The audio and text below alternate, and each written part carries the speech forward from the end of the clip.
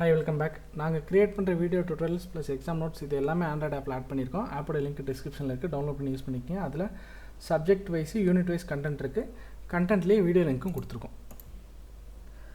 Sequential access file. So again இப்போ அந்த ஃபைலை எப்படி ஆக்சஸ் பண்ணுறோங்கிற மெத்தடில் ரெண்டு இருக்குதுன்னு சொன்னால், அதில் ஒன்று வந்து சீக்வென்ஷியல் ஆக்சஸ், இன்னொன்று ரேண்டம் ஆக்சஸ்ஸு.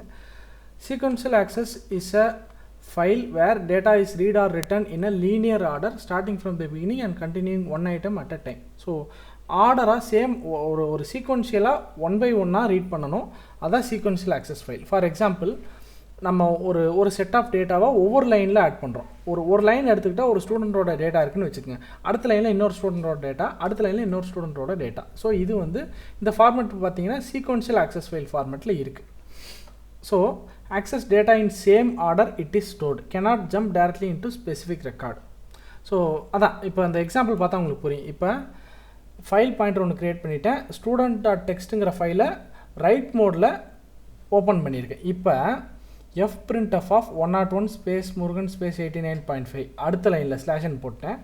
102 சிவா 76 ஸ்லாஷன் 102 தேவி 91.2 ஸ்லாஷன்.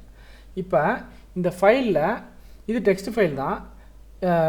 ஒரு லைனில் ஒரு ஸ்டூடெண்ட்டோட டேட்டா ஃபுல்லாக வந்துருச்சு, அடுத்த லைனில் இன்னொரு ஸ்டூடெண்ட்டோட டேட்டா. இது சீக்வென்ஷியல் டேட்டா. ஸோ இதிலேருந்து நான் டேரெக்டாக நடுவில் ஸ்கிப் பண்ணி போகவே முடியாது. ஸோ இதை ரீட் பண்ணுறது அதே மாதிரி தான். சீக்வென்ஷியலாக எப்படி ரீட் பண்ணுறது? ஃபைல் பாயிண்டர் ஒன்று க்ரியேட் பண்ணியாச்சு, integer roll number character name 4 மார்க்ஸ்னு ஒன்று க்ரியேட் பண்ணியாச்சு. இப்போ இந்த students.txt ஃபைலை ரீட் மோடில் ஓப்பன் பண்ணிட்டேன். இப்போ fscanf ஆஃப் ஃபைல் பாயிண்டர், அந்த ஃபைல் பாயிண்டர் அதில் டேரெக்டாகவே %d %s %fனு கொடுத்துட்டேன்.